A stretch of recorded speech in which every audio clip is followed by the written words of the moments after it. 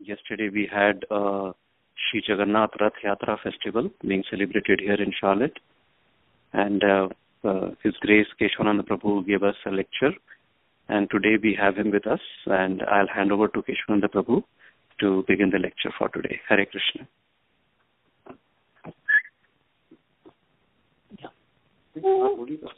Okay, so Hare Krishna to all of the devotees and accept my obeisances. So I'm being asked to give a class, and I'll be speaking on Bhagavad Gita, chapter 9. And let's start from the first verse, then we'll continue. So I think you can repeat after me. Om Namo Bhagavate Vasudevaya. Om Namo Bhagavate Vasudevaya. Om Namo Bhagavate Vasudevaya. Om Namo Bhagavate Vasudevaya. Om Namo Bhagavate Vasudevaya. Om Namo Bhagavate Vasudevaya. I'll just start. So I'm just starting the lecture, so let me just offer obeisances. Om Ajnana Timirandasya Jnananjana Shalakaya Chakshur Unmilitam Yena Tasmai Shri Gurave Namah. Shri Chaitanya Manobishtam Sthapitam Yena Bhutale Swayam Rupa Padamadhyam Tadati Swapadattikam. Jai Shri Krishna Chaitanya Nanda Shri Radha Vasadi Gaur Bhaktivedanta. Hare Krishna, Krishna Krishna, Hare Hare. Hare Ram, Ram Ram, Hare. Okay, so we are discussing 9th chapter, and 9th chapter has 34 verses, we all know. So, Prabhupada names it as the most confidential knowledge. Or in Gita, actually in Gita, if you read original name of this chapter in Gita Press, it is called Raj Vidya, which is, this word is coming in second verse. Raj Vidya means the king of all knowledge. So why this is most confidential knowledge? Because Prabhupada says that the knowledge of soul is confidential. The knowledge of super soul is more confidential. And the knowledge of the relationship between soul and super soul is most confidential. That is why this is the most confidential chapter. That is devotion. There are so many spiritualists who are in search of their soul or in search of some reality. They all leave their homes to go to Himalayas. There's so much sacrifice. They're sincere also. But there are very few who can realize this point that the self of self is super soul. And there are very few among those who can realize that to understand super soul and the self, you need grace. Without grace, it doesn't happen. Even people who are like people who don't believe in God, like Buddhists, they're also like some kind of spiritualist, or maybe Jains. They don't believe in God, but they at least believe in their soul. So according to their philosophy, you have to meditate on yourself. You are the master. Realize yourself. That's it. But interesting thing is that they also need grace. They also need help of some other people, isn't it? You cannot do alone. That's the point. Nobody can realize truth alone. They're stupid. Actually, this New Age gurus, they say, realize God. You're alone on your journey. People say like that, isn't it? But it's never like that. We are never alone, and we can't do it alone. We don't have sufficient power. Either you need help from people, just like Buddhists, they also have their Buddhism, their Sangha, their community. Need help of people. Even the most renounced person who claims that, okay, I'll do it alone, even he needs to beg. Buddha was begging. So you need help of society. Either you need grace of society or you need grace of divine. So you have to depend on somebody. We are never independent. Even the most independent person, we can't claim independent, only God is there. So that is why Krishna speaks his 9th chapter to help us understand the concept of grace, or in other words, devotion. If you ask one synonym of devotion, that is grace. Vallabhacharya Sampradaya, Vallabhacharya has given definition of devotion as the path of grace. Pushti Marg. So Mahaprabhu says that our path is, he took Radhanoga Bhakti from Pushti Marg or Vallabh Sampradaya. Without mercy, we can't even move an inch in devotion service. And without efforts, still we can't do anything. Some people put efforts and they don't rely on mercy. They are jnanis. Some people only rely on mercy and they don't put efforts. They are sahajiyas. We are not in both camps.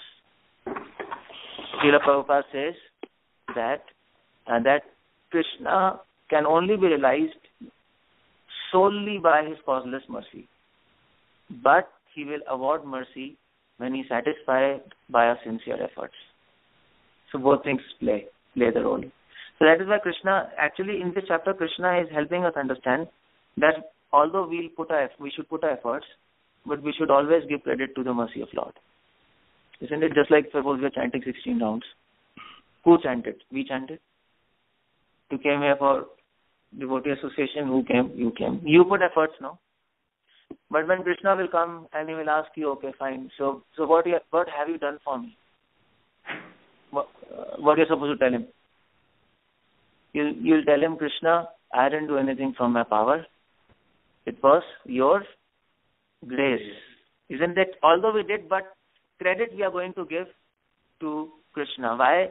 Because in front of mercy, efforts are very small. Very, very minimal.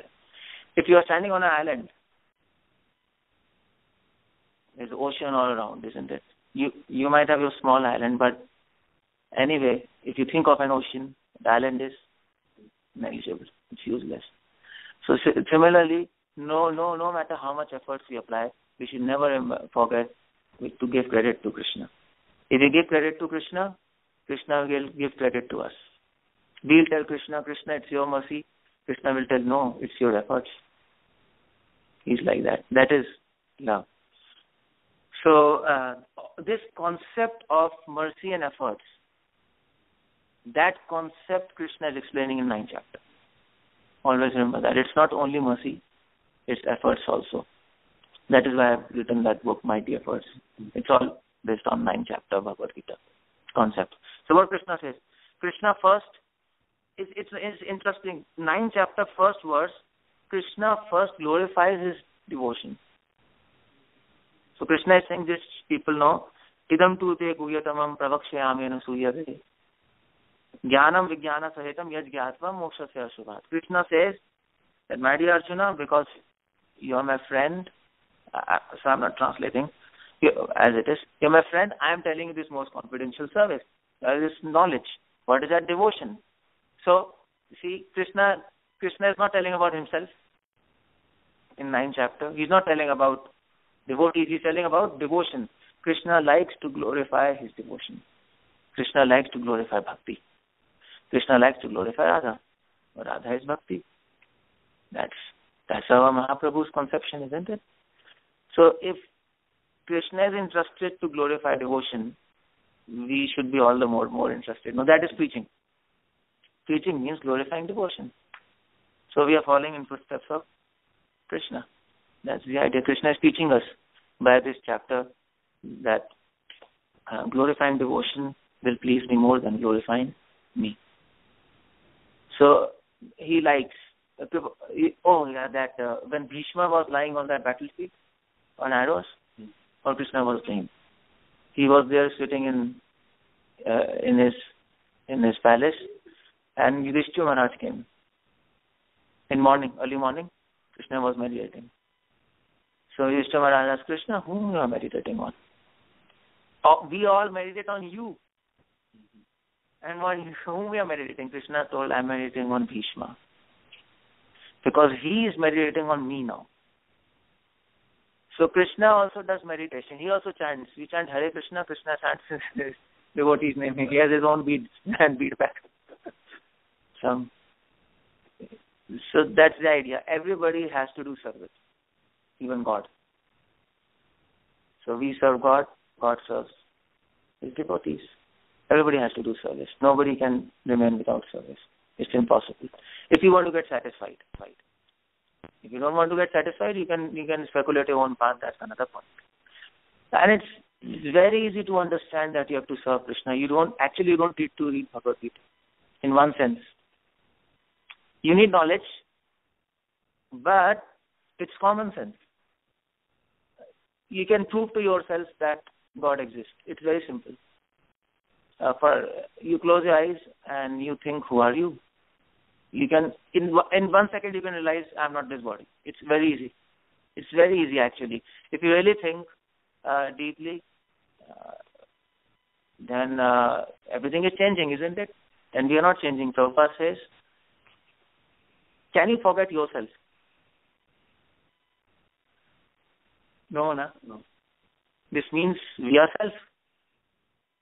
Simple. But we can forget our body, but sometimes it happens. No, sometimes you're in delirious state or you are sleepy. You don't really think about your body. Or people who drink alcohol, they forget their body. They're somewhere else. Hallucinations and all those things.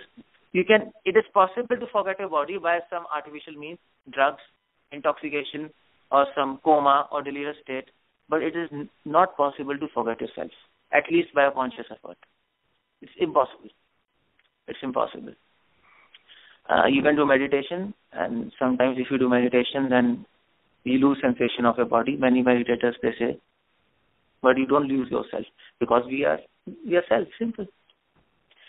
If we were not self, then we would have this capability to forget it. But it never happens. And if you meditate more deeply, you will understand that sometimes we forget ourselves, isn't it? But not because of our conscious effort, because of some other power. When we sleep, we forget ourselves. We don't make ourselves forget, but somebody else is making us forget ourselves, isn't it? This means there is some super soul, some other power. It's so simple. So it's proved. And there is super soul. It's very simple. You don't need science for that. You need some brain here. You need to sit and think. That's the idea. That is why these people, people who are enjoying this material world, they can't understand things. Why? Because they want to understand by logic, science, but that is insufficient. You have to tell them, see, you leave your science, leave your logic. Just sit for some time and think, and you'll get the answer. That's all you have to do. Don't keep on running. Stop for some time. That's what Krishna is saying. Yes. Have a thought. That is Upanishads. Upanishads means deep thinking. That is what Krishna is saying. So Krishna says here, second verse, he starts with glorifying his devotion. Okay, what does Krishna say? How does he glorify his devotion? First thing he says, Raj Vidya. My devotion, in second verse he is glorifying devotion. My bhakti, it is the king of all knowledge. Why he says king of all knowledge? Why doesn't he say queen of all knowledge? He should say queen, no? Devotion is a female. It's Bhakti Devi. So, he says it is king of all knowledge because Bhakti is... Because Bhakti is actually, if you go to Vrindavan, who is supreme, Krishna or Radha? Yeah. Krishna is also in the control of Radha because he is devotion. She controls the king. Because she is the queen. Queen is controlling king. That is why Krishna says Raj Vidya. One meaning is this, or this word Raj Vidya. That knowledge which can control the king. Kamdev. That is transcendental to Krishna. That is devotion.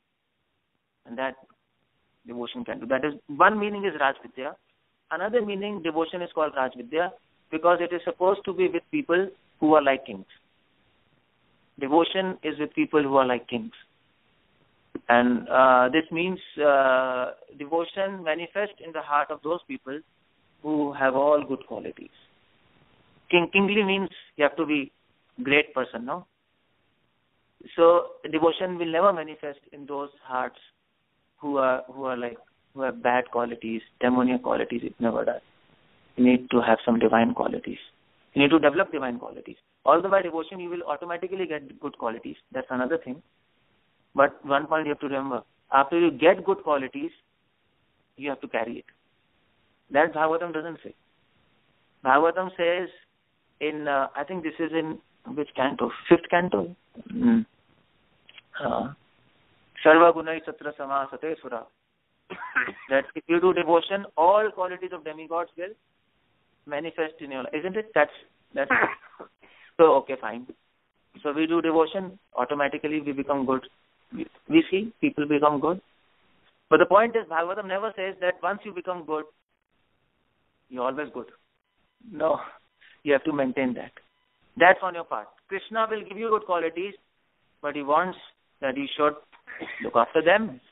Good qualities are gifts from Krishna, but you have to take care of that gift. Isn't it? That's your job. So that is why a devotee never becomes egoistic. You see, we are chanting 16 rounds. Oh, when I came to devotion, I was new, so I used to chant my 16 rounds, and then I used to think, I've achieved, I've done something. It happens so many years.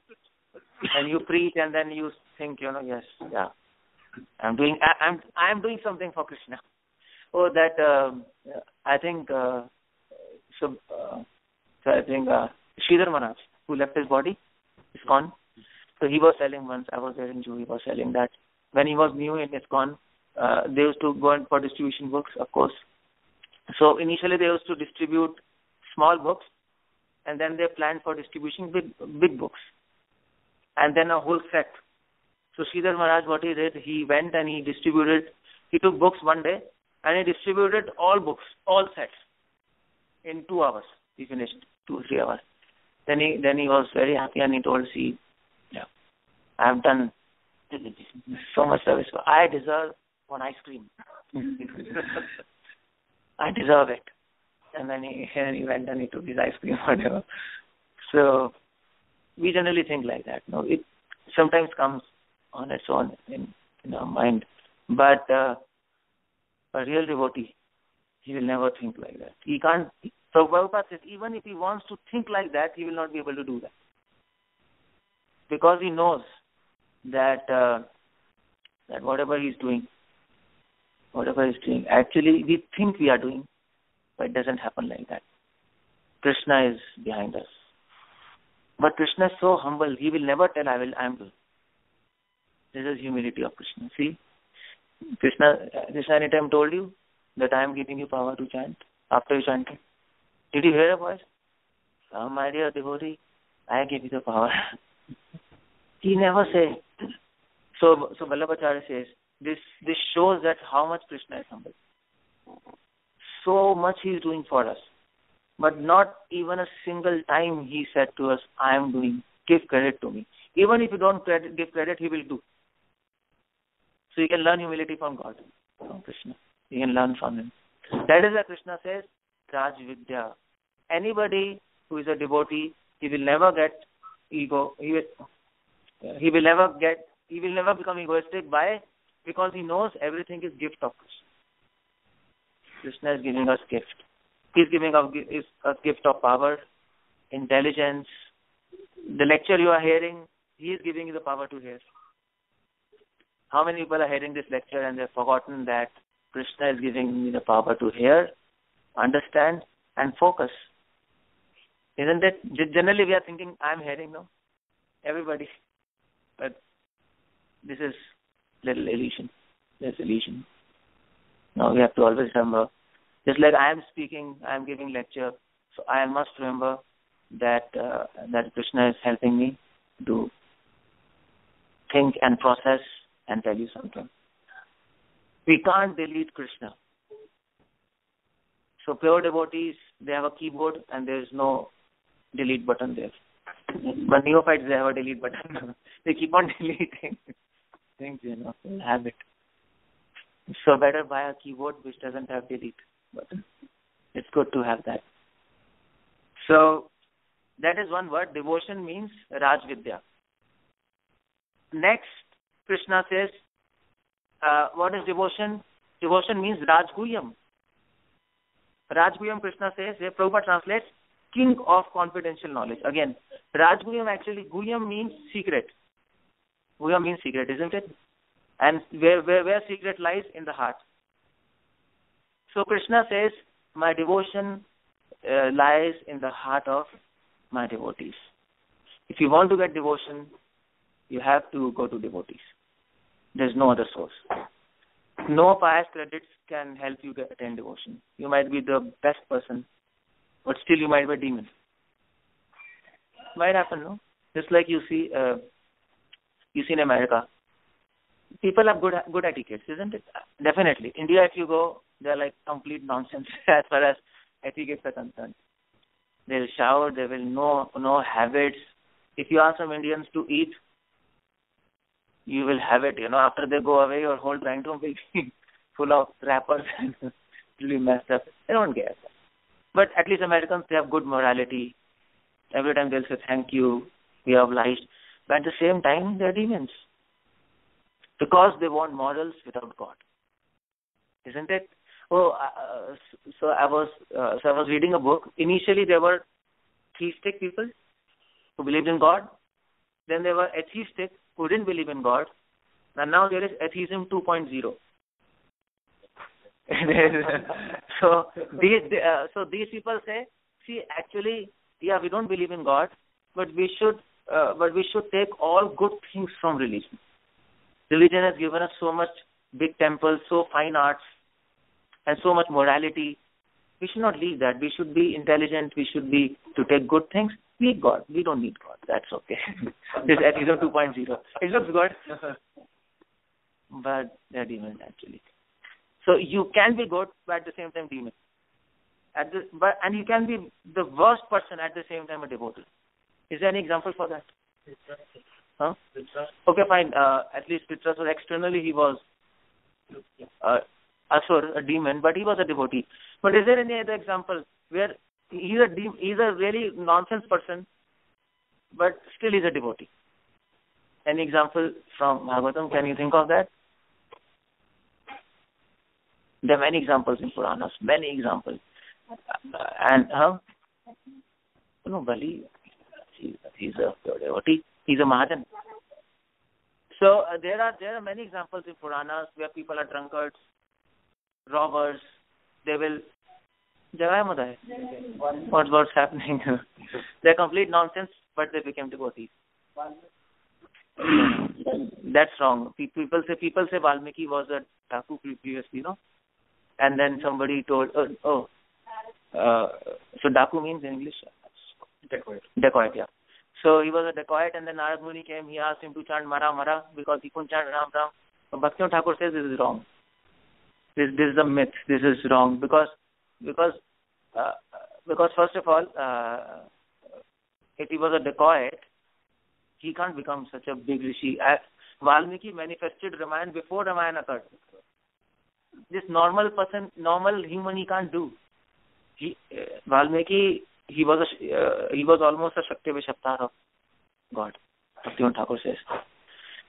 So that's a wrong myth. We should not believe in that. So, yeah. By the way, what I was saying, they're demons. So there are many. We had a devotee in Punjab, and he used to drink. He was a drunkard, but he used to every day come to temple.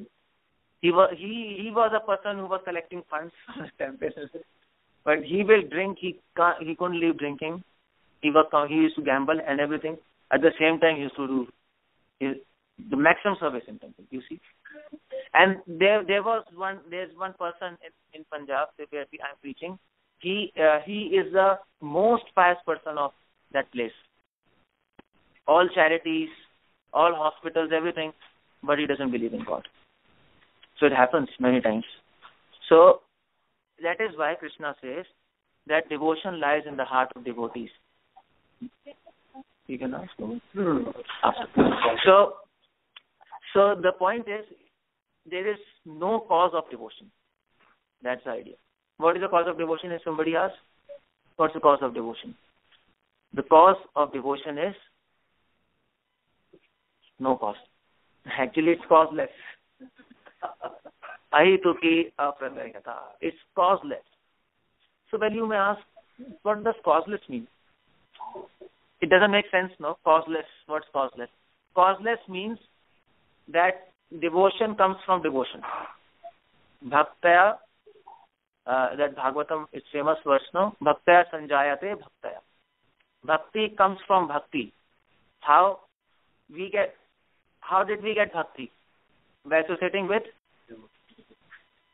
And what they had in their heart?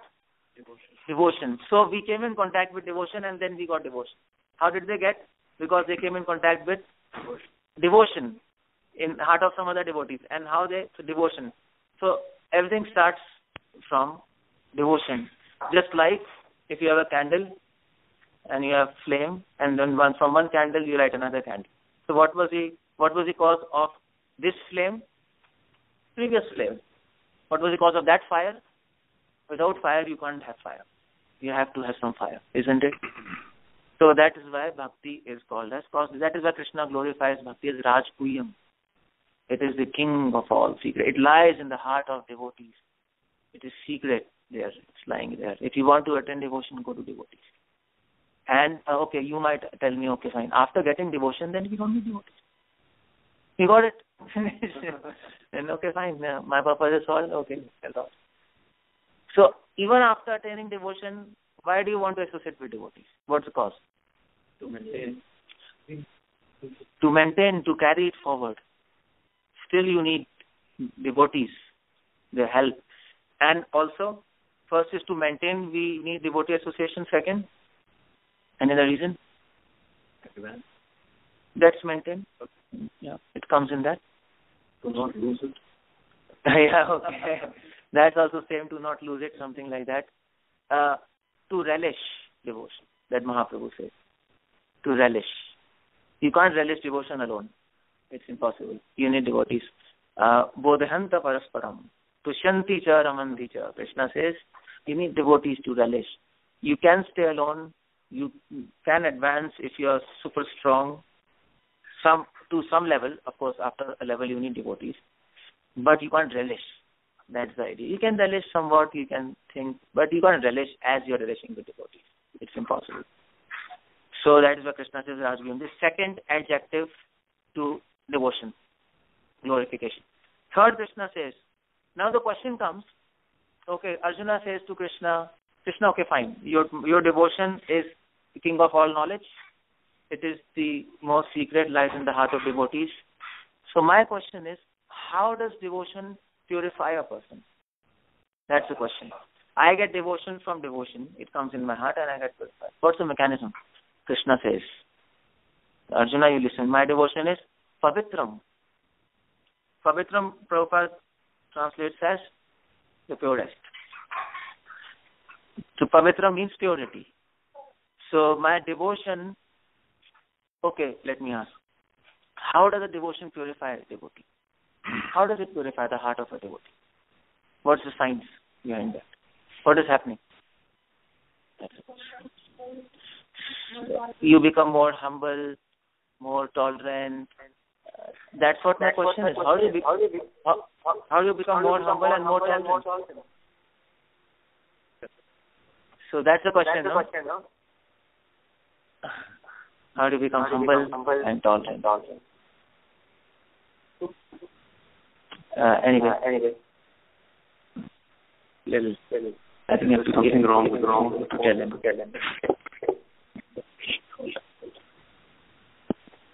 So what's the answer?